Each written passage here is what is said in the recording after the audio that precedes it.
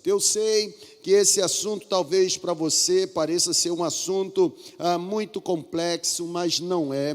É um assunto muito simples. Você recebeu o Espírito Santo porque você decidiu entregar a vida a Jesus e fazer de Jesus o Senhor da sua caminhada, ok. Mas a pergunta é, você que o recebeu, você está cheio da presença dEle? Mais do que assim apenas tê-lo na sua vida, eu quero encorajá-lo a dar um mergulho profundo, a fim de que você seja cheio da presença do Espírito Santo. Eu quero nessa hora pensar com você, ou continuar o pensamento com você, que nós iniciamos nesta manhã.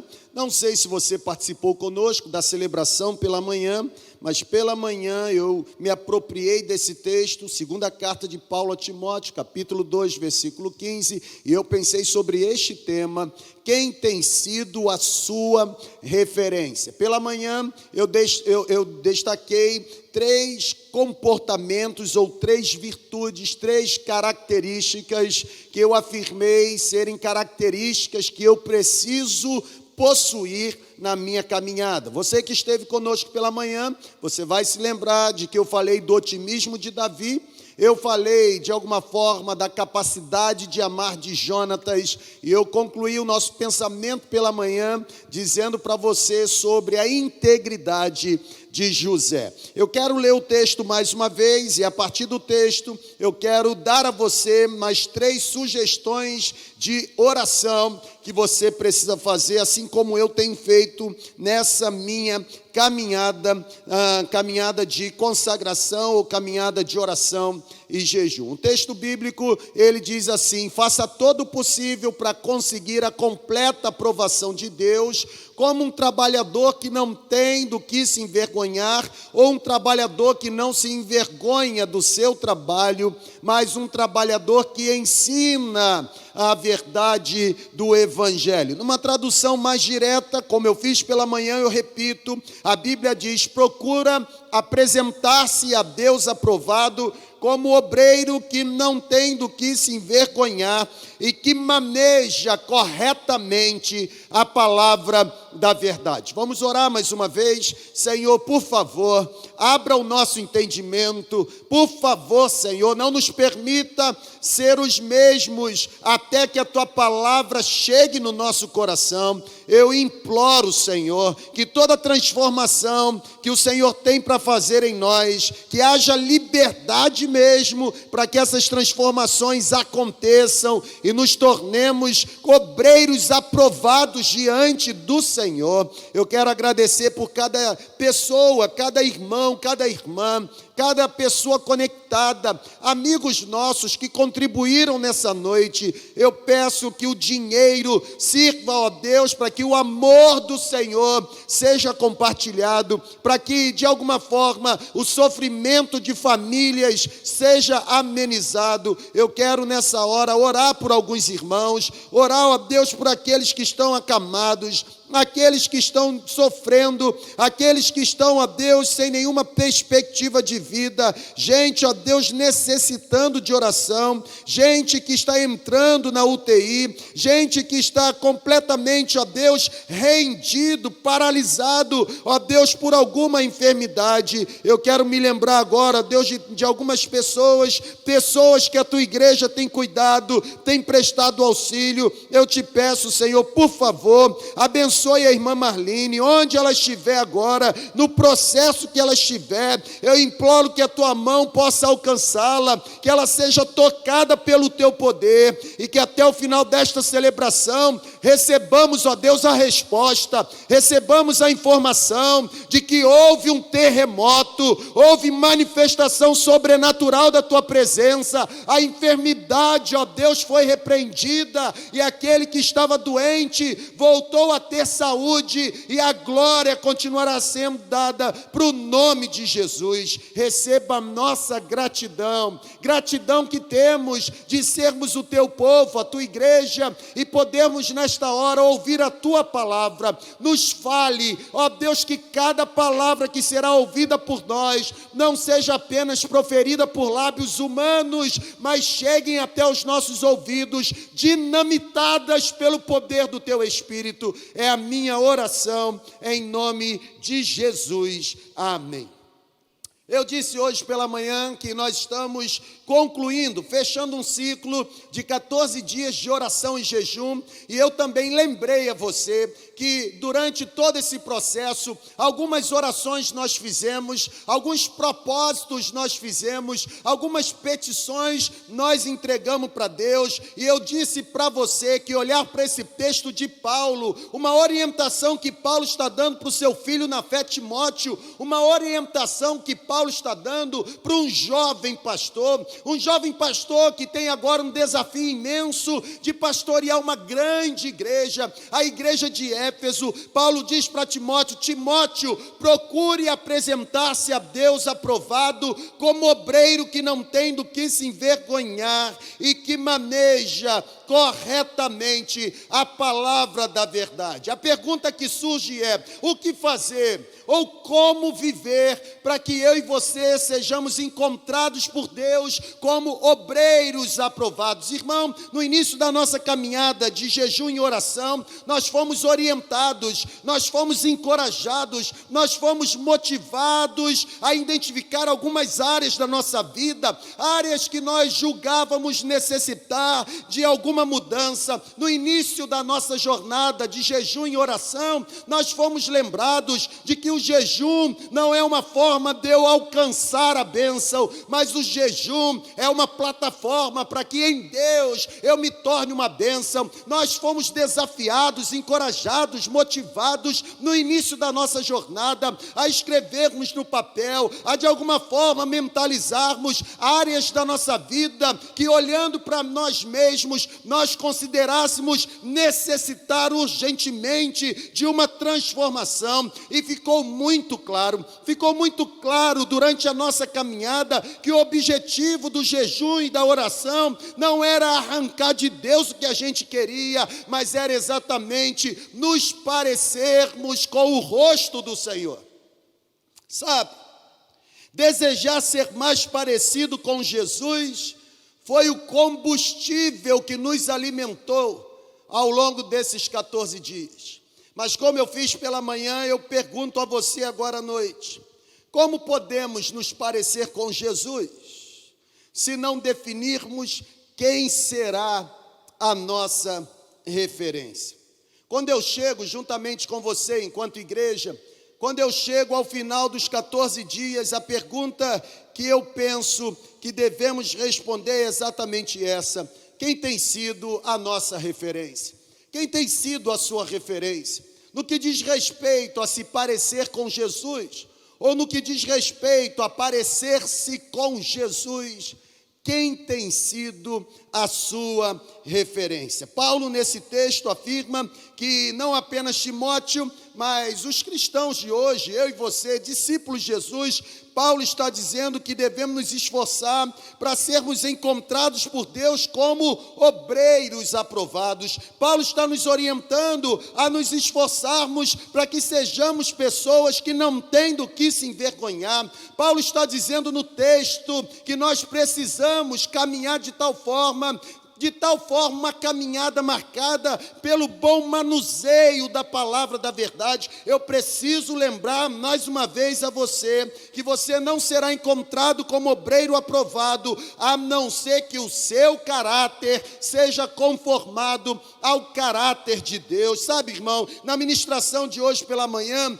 na ministração anterior, eu apresentei a você o meu desejo de possuir o otimismo de Davi. Na ministração oração da manhã, eu apresentei a você o desejo do meu coração, o desejo de absorver a capacidade de amar, como Jonatas amou Davi. Eu disse a você pela manhã, rasgando o meu coração, que uma das orações que eu fiz ao longo da minha jornada, desses 14 dias, foi pedir ao Senhor a integridade de José. Eu terminei hoje pela manhã orando com você: Senhor, me dê a integridade de José. Eu quero viver como José, porque eu quero terminar minha vida como José terminou a dele, sem enxovalhar o nome de Jesus. Eu quero continuar compartilhando com você a partir de agora outras 3 características, outras 3 orações, outros 3 pedidos que eu fiz ao longo da minha jornada desses 14 dias de oração e jejum. E o primeiro para essa noite é exatamente o que já está na sua tela. Além de pedir o otimismo de Davi, o amor que habitou em Jonatas e a integridade que marcou a caminhada de José, me parece que esse pedido que eu fiz ao longo dos 14 dias pode se tornar também o seu pedido. Eu orei dizendo para o Senhor: Senhor, conceda-me a coragem de Esther. Eu disse para Deus, num tempo marcado por medo, num tempo marcado por pânico, num tempo marcado por um confinamento, num tempo marcado onde as pessoas querem ficar escondidas, eu orei ao longo desses 14 dias pedindo: Senhor, conceda-me a coragem de Esther. Esther, cujo nome original era Hadassah. A Bíblia diz que Esther era uma judia órfã de pai e mãe. Esther foi adotada enquanto pequena pelo seu primo Mardoqueu. A Bíblia diz que Mardoqueu era descendente da tribo de Benjamim.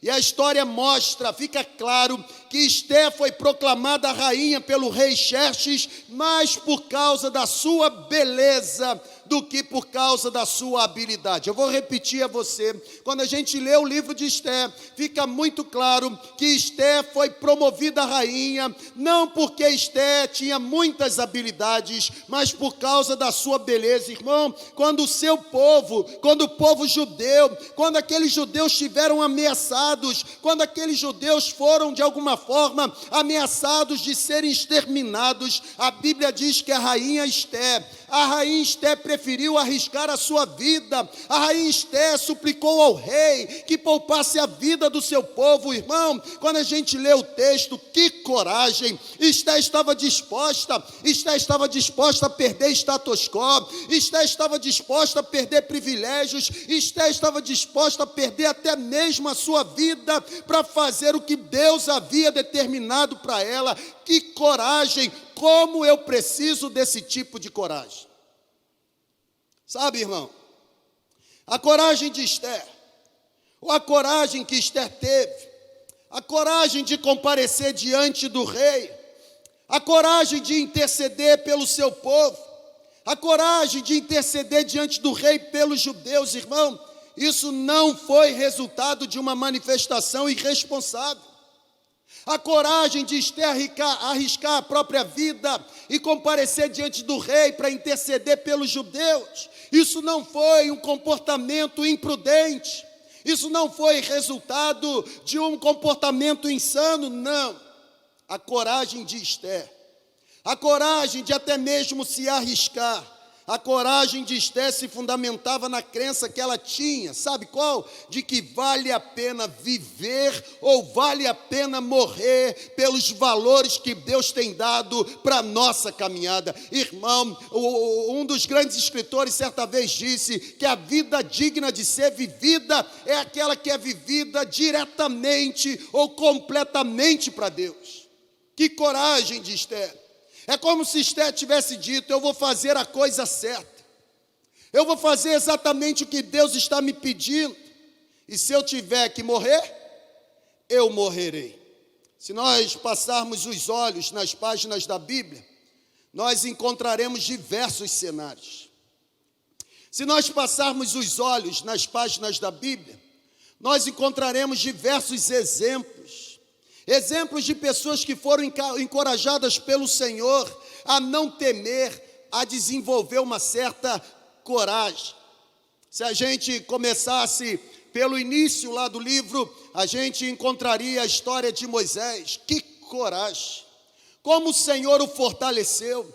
A exemplo de Esther, como o Senhor depositou naquele homem simples uma coragem, uma característica destemida. Moisés foi corajoso quando precisou liderar o povo na travessia do Mar Vermelho. Moisés precisou se manter corajoso quando o povo dizia: foi por falta de sepulcros no Egito que nos trouxeste para morrer no deserto. Moisés foi corajoso quando começou a marchar com o povo, porque ouviu da parte de Deus: Moisés, Moisés, olhe bem para esses egípcios, porque hoje você está vendo, mas amanhã você não os verá mais, porque eu, Senhor, irei pelejar por vocês. Moisés precisou desenvolver coragem. Foi assim com Josué, quando substituiu Moisés. Deus disse para Josué: Josué, não tenha medo, não foi eu que te ordenei, esforça-te, tenha ânimo, tenha coragem, porque onde você botar a planta dos seus pés, eu darei a você. Não afaste da sua boca o livro da lei, medita nele dia e noite, faça tudo conforme nele está escrito. Dessa forma,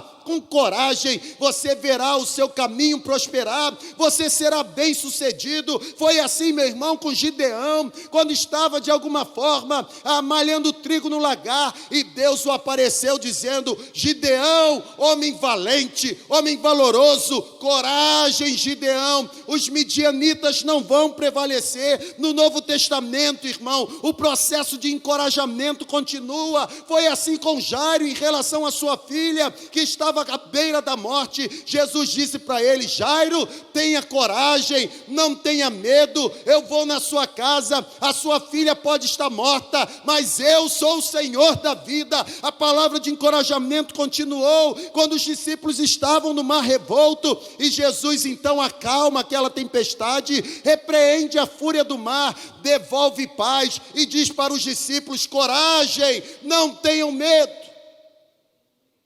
Como eu preciso da capacidade de Esther de ter coragem. Certa vez eu ouvi de um dos nossos líderes aqui na segunda igreja que ministério pastoral não é para menino, mas é para pessoa simples que decidiu ter coragem em Deus. Durante os 14 dias de oração e jejum, eu tenho dito para Deus: Senhor, conceda-me a coragem que o Senhor concedeu para Esther. Sabe, eu confesso que preciso deste tipo de coragem. Esse tipo de coragem que me fará ser encontrado como alguém aprovado. Mas a pergunta é: será que você também neste tempo não está precisando de uma dose de coragem? Talvez você não consiga ouvir, mas o Espírito está de alguma forma criando o cenário para que a doce voz seja sussurrada nos seus ouvidos, dizendo: não tenha medo, tenha coragem. Irmãos, nós nunca estaremos sozinhos. Eu detesto fazer assim exercício físico, irmão. Eu sou um péssimo exemplo nisso. Irmão, academia para mim é ir lá, pagar a mensalidade, voltar para casa e dar um joia assim para o dono. Não é a minha praia, apesar de eu saber que necessito fazer. Mas sabe, quando eu vou à academia, ou quando eu ia, e faz tanto tempo, eu ficava olhando aquelas pessoas na esteira correndo e não se cansando. E eu ficava imaginando: o que esse povo bebeu que não se cansa? De quando em vez acontece isso na vida, na esteira da vida. A gente fica correndo e a gente chega no limite, porque espiritualmente falando, a gente ouve a voz dizendo assim: a perna está pesada, está cansada, vou parar. Mas sabe o que acontece? É nessa hora que Isaías 40:31 se cumpre. É nessa hora que, com um fone espiritual, a gente ouve a voz dizendo: não pare, tenha coragem, continue, não desistem, porque os que esperam no Senhor terão as forças renovadas, subirão com asas como águia, correrão e não se cansarão, caminharão e não se fadigarão. Sabe, irmão, como eu preciso da coragem de Esther. Será que você também não precisa desse tipo de coragem? Mas um quinto pedido que eu fiz, além do otimismo de Davi, o amor de Jonatas, a integridade de José e a coragem de Esther, eu disse para Deus: Senhor, conceda-me, para que eu seja encontrado como um obreiro aprovado, como alguém que não tem do que se envergonhar. Senhor, conceda-me a iniciativa de Pedro. Eu quando leio a Bíblia, de quando em vez eu entro em crise com o comportamento de Pedro, mas também de quando em vez eu fico completamente apaixonado pelo comportamento de Pedro. Ao mesmo tempo que existem muitas coisas em Pedro que eu preciso evitar, eu admito que também existem muitas coisas em Pedro em que eu devo não apenas admirar, mas eu devo praticar. Muitos limitam a história de Pedro apenas pelas suas negações a respeito de Jesus. Muitos reduzem a história de Pedro na Bíblia apenas pelo seu fracasso em não assumir que era um dos discípulos de Jesus. Mas olha para cá, para a tela, presta atenção. Reage aí, irmão, olha para cá. Pense comigo. As pessoas falam que o Pedro negou, mas você já parou para observar que o Pedro foi o único que tomou a iniciativa de ir até lá? Porque Mateus capítulo 26, versículo 56 diz que todos os discípulos abandonaram Jesus e fugiram, mas Pedro o seguiu à distância. A iniciativa de Pedro me impressiona. Alguns, de alguma forma, crucificam Pedro, porque quando foi convidado por Jesus a andar por sobre as águas, na metade sentiu medo e começou a afundar. Mas você concorda comigo que Pedro deveria ter recebido crédito, porque foi o único discípulo disposto a sair do barco e se aventurar a andar por sobre as águas?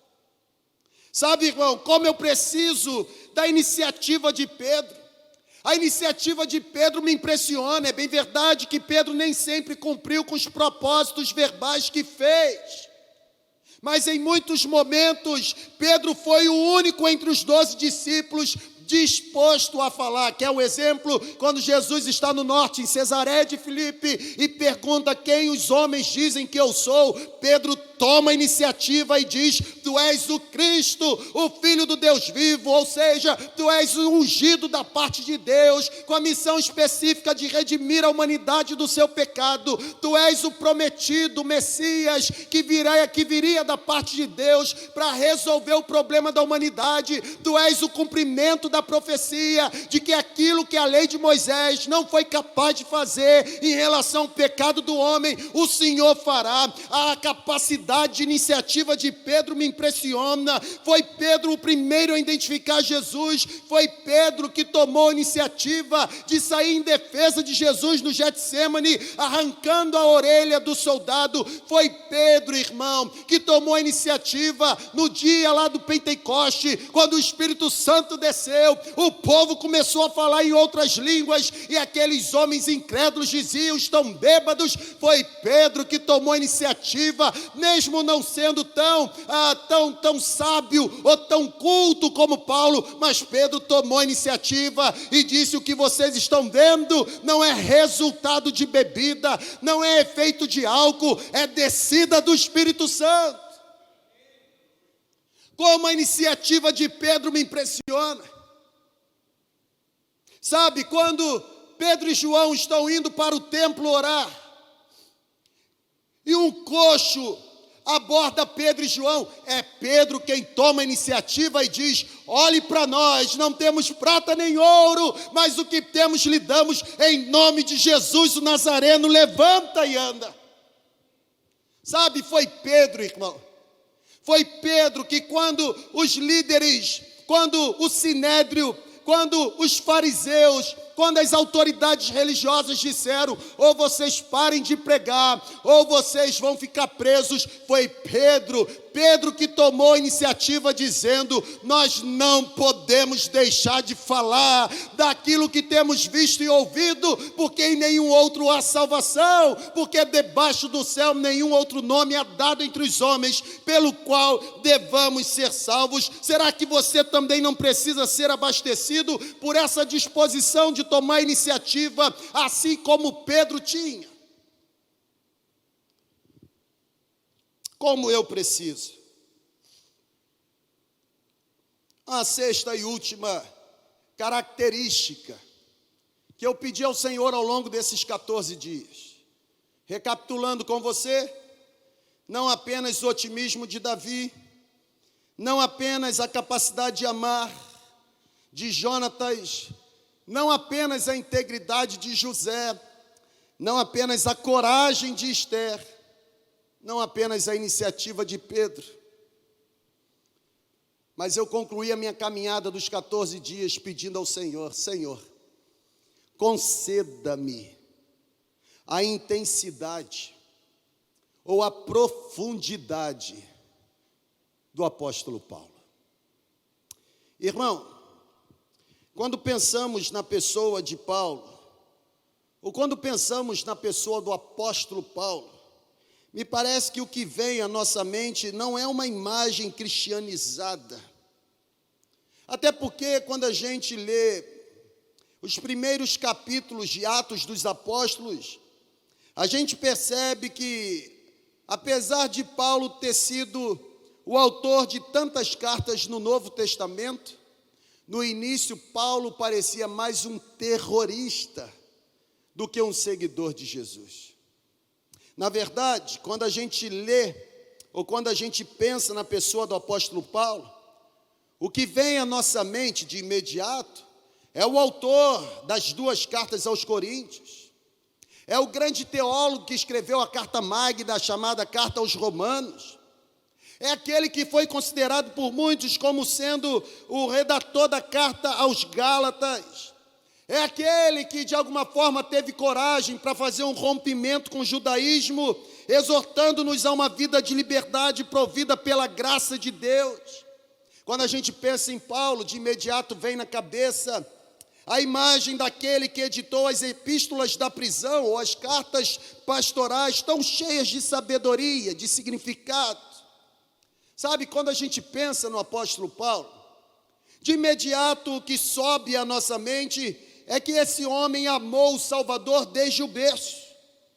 Só que analisar a trajetória de Paulo é nos fazer encontrar uma biografia onde o passado de Paulo não é tão cativante. Na verdade, o primeiro retrato escrito de Paulo que temos na Bíblia está em Atos 7, o Saulo de Tarso sendo de alguma forma conivente com o martírio de Estevão. O primeiro retrato pintado na Bíblia de Paulo não é de uma criancinha sendo embalada amorosamente nos braços da mãe. Não é de um garoto alegre, sabe, correndo pelas ruas estreitas de Tarso, não. Olhar para a Bíblia, a gente encontra o primeiro esboço da vida de Paulo, que até então conhecíamos como Saulo. A gente encontra um esboço tanto brutal como sangrento. A Bíblia diz que esse homem, ele de alguma forma viu o sangue de Estevão espirrar sobre as suas roupas, porque ali ele ficava, e Atos 7 termina dizendo que ele consentia em tudo aquilo.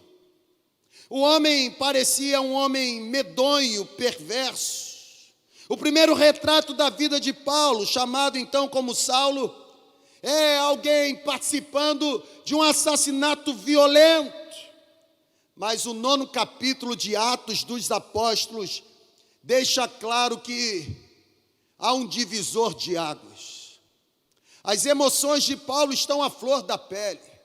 Ele tem em suas mãos uma autorização não apenas para prender, mas também para matar. Paulo está se encaminhando para uma missão sangrenta em Damasco. O seu objetivo não é apenas prender, mas principalmente matar os seguidores de Cristo. Aquele homem que até então era chamado de Saulo, era um homem que odiava o nome de Jesus, odiava ao tal ponto que se tornou um agressor declarado. Ele perseguiu, ele matou cristãos por causa da sua dedicação e devoção, mas é interessante que perto de chegar na cidade de Damasco, a vontade rebelde deste homem foi conquistada. A Bíblia diz, e na minha opinião, essa conversão de Saulo de Tarso é uma das mais emocionantes na história bíblica. A Bíblia diz que quando Saulo está se encaminhando para a missão sangrenta, uma luz brilha, ele cai com o rosto em terra, e uma voz lhe diz: Saulo, Saulo, por que me persegues? E então ele pergunta: quem és tu, Senhor? E a voz lhe responde: eu sou Jesus, a quem tu persegues. Irmão, que mudança de estágio. Aquele que perseguia, porque agora teve um encontro com o mestre e passou a ser perseguido. Passou a ser não apenas alguém que pregou, mas que viveu intensamente a mensagem da graça. Quando eu leio a história do apóstolo Paulo, eu percebo que após o seu encontro com Jesus, e como ele se autodenomina, um apóstolo nascido fora de época, eu percebo que o Paulo convertido, regenerado, o apóstolo, esse Paulo foi intenso no seu compromisso com Deus. Na verdade, é ele quem diz: não me importo e nem considero a minha vida como algo precioso. E sabe quando ele fala isso? Quando um profeta chamado Ágabo amarra as próprias mãos com o cinto de Paulo e diz: não vá para Jerusalém, senão você vai morrer. E Paulo diz: não tem problema morrer, o meu compromisso é intenso, o meu comprometimento é profundo. Eu não tenho a minha vida como algo precioso. O que me importa é terminar bem a carreira que recebi do Senhor e completar bem o ministério que Ele me entregou. Irmão, foi o apóstolo Paulo, de forma intensa, que reafirmou seu compromisso com o Senhor, dizendo: uma coisa eu faço, e é que esquecendo-me das coisas que para trás ficaram e avançando para as que estão adiante, eu prossigo para o alvo. Com que objetivo, com que finalidade? A fim de ganhar o prêmio do chamado celestial de Deus em Cristo Jesus. O compromisso de Paulo era tão intenso, que ele escreve a sua carta aos Filipenses dizendo: eu por mim já estaria com o Senhor, permaneço aqui por causa de vocês, porque para mim o viver é Cristo e o morrer é lucro. Foi o apóstolo Paulo que agora, escrevendo a sua última carta, perto de morrer, ele diz o seguinte: o meu compromisso é tão intenso que eu combati o bom combate, acabei a carreira e de alguma forma guardei a minha fé. Como eu quero esse tipo de intensidade na minha vida. Não temos mais tempo, irmão. Nós estamos chegando ao final desse período de pandemia, irmão. A vida vai voltar à aparente normalidade. E quando a vida voltar à aparente normalidade, não se iluda. Nós não teremos mais tempo para encher um auditório apenas com frequentadores, com consumidores de produtos gospel. Não, irmão. O novo estágio que Deus dará para a igreja de Jesus no mundo tem que ser um estágio marcado por pessoas intensas, radicais no seu compromisso com o Senhor. Sabe, domingo, 5 de abril, concluindo os 14 dias de oração e jejum que começamos no dia 23 de março, eu concluo sugerindo a você que você se esforce para ser encontrado como obreiro aprovado, como alguém que não tem do que se envergonhar, como alguém que maneja bem a palavra da verdade. Quero facilitar o processo. A minha sugestão é que você cultive na sua vida o que eu passei a cultivar na minha ao longo desses 14 dias. o otimismo de Davi, o amor de Jonatas, a integridade de José, a coragem de Esther, a iniciativa de Pedro. Mas olha, a profundidade, a intensidade do apóstolo Paulo. A Bíblia diz que se você confessar o seu pecado, Ele é fiel e justo para lhe perdoar o pecado e lhe purificar de toda injustiça. A gente não pode fechar esse ciclo dos 14 dias sem que de fato você adquira o otimismo de Davi, capacidade de amar de Jonatas, a integridade de José, coragem de Esther, iniciativa de Pedro, mas a intensidade de Paulo. Queria que você se ajoelhasse onde você está, na sua casa. E isso para você vai ser muito tranquilo. Talvez se você estivesse aqui no auditório, você ia ficar um pouco constrangido. Talvez você ia se incomodar com as pessoas que estão perto de você. Mas você está na sua casa. Você está no seu secreto. Você está agora diante daquele que consegue enxergar você quando ninguém mais está enxergando. Sabe? Eu queria que nessa hora você fizesse uma oração. Eu queria que nessa hora você dissesse para o Senhor: Senhor, eu preciso dessa intensidade. Talvez você mesmo que já está na membresia da segunda igreja há algum tempo. Que tipo de crente, que tipo de discípulo de Jesus as pessoas vão encontrar quando encontrar você após esse período de confinamento? Sabe? Chegou a hora de fazermos um compromisso. Chegou a hora de aprofundarmos o nosso compromisso. Chegou a hora de nos contentarmos mais em ser apenas membros de uma igreja, porque tem membro de igreja com anos, cujo nome está arrolado no rol de membros e que vai para o inferno. Porque o livro de rol de membros não é o livro da vida.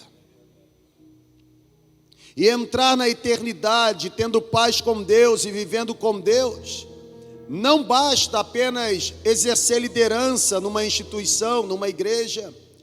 Não basta fazer parte de determinado ministério. Jesus falou sobre isso, quando aqueles homens se aproximaram e disseram: em teu nome expulsamos demônio, em teu nome curamos enfermos. Jesus disse: apartai-vos de mim, malditos, para o fogo eterno, porque eu não vos conheço. No meu reino só entra aquele que faz a vontade do meu Pai.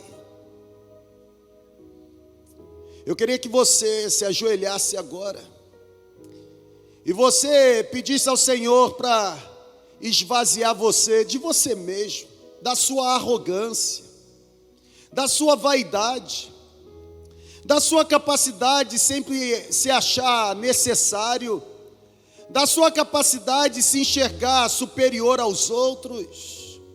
Eu queria que nessa hora você pudesse rasgar o seu coração mesmo. Talvez se você estivesse nesse auditório lotado, você ficaria muito constrangido, mas aí na sua casa, quando ninguém está te vendo, é agora que os olhos do Senhor estão te encontrando. Ele tem poder para transformar a sua vida. Irmão, eu estou sonhando com o dia em que nós voltaremos a nos reunir nesse prédio. Na primeira oportunidade nós vamos fazer uma festa, irmão. Mas não pode ser uma festa apenas porque vamos voltar a abraçar pessoas. Tem que ser uma festa porque as pessoas que iremos abraçar nos encontrarão como sendo novas pessoas. Irmão, como eu preciso dessas virtudes que o Espírito Santo nos entregou em revelação no dia de hoje. Será que você também precisa? Será que você também precisa? Eu queria que você orasse. Sabe, nós não podemos ter uma igreja cheia de pessoas esvaziadas do Espírito Santo. Nós precisamos ter uma igreja operosa, ativa nos dons espirituais. Uma igreja poderosa, dinamitada pela presença do Senhor. Isso só acontece quando nós nos rendemos, quando nós decidimos, assim, sofrer um esvaziamento da gente mesmo. Eu não tenho dúvida de que o Espírito Santo está tocando na gente agora. Senhor, em nome de Jesus, abençoe todos quantos estão conectados. Abençoe aqueles que estão aqui no auditório trabalhando. Ó Deus, eu te peço muito mais do que otimismo, qualidade de amor, integridade. Pega nas nossas mãos agora e nos leve às águas mais profundas. Nós queremos ser cristãos diferentes. Nós não queremos ser conhecidos pelos escândalos que provocamos por causa do mau testemunho. Nós queremos ser encontrados como pessoas aprovadas que não têm do que se envergonhar. Visita agora, Senhor. Visita agora. Quebra todo o nariz empinado, todo o espírito altivo, arrogante, vaidoso, presunçoso. Quebra agora. E devolve à tua igreja a simplicidade do Evangelho. Ó Deus, coloca nos nossos lábios uma nova língua. Coloca nos nossos lábios um novo cântico. Encha os nossos lábios de júbilos de alegria. Nos faça, ó Deus, olhar para a tua presença e encarar a tua presença como o tesouro de maior valor que temos na vida. Que quando voltarmos para o prédio, não sejamos a mesma igreja, aprisionada por tantas coisas, por paradigmas, por tradicionalismos, por religiosidades, por sistemas. Nós só queremos ser escravos do Senhor. Pega nas nossas mãos. Pega nas nossas mãos e nos conduza, ó Deus, a experiências sobrenaturais. Nós não queremos ter um discurso esvaziado. Nós não queremos, ó Deus, apenas reproduzir uma mera teologia que aprendemos no banco de um seminário. Nós queremos, ó Deus, transmitir vida. Nós queremos repartir o bocado de pão que o Senhor está nos dando. Nós queremos mesmo participar dessa transfusão de vida. Encha-nos com a tua presença. Vem, Espírito Santo.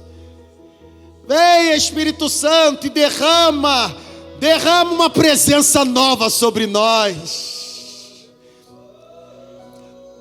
Traga óleo novo sobre a nossa cabeça, Espírito Santo. Purifica-nos para que sejamos limpos, tão brancos como a neve diante da tua presença. Como nós queremos ser cheios da tua presença. Como nós queremos, cheios da tua presença e no teu poder, ver as obras do diabo sendo destruídas no nosso meio. Ó Deus, que o teu fogo consumidor, queime os altares de Baal que possa existir no nosso meio. Ó Deus, que espíritos dominadores, manipuladores, intimidadores, sejam destruídos pelo derramamento da presença do Senhor na tua igreja. Essa igreja não é mais a mesma. As igrejas que estão espalhadas na face da terra não são mais a mesma. Por favor, Senhor, quando as portas do prédio se abrirem, que o povo encontre uma igreja incendiada pelo amor a Jesus Cristo. Receba a nossa gratidão, ouve a nossa oração, nos dê uma semana abençoada, livra-nos do mal, e que essa semana seja uma semana em que o Senhor traga uma excelente notícia para nós. É a minha oração, em nome de Jesus.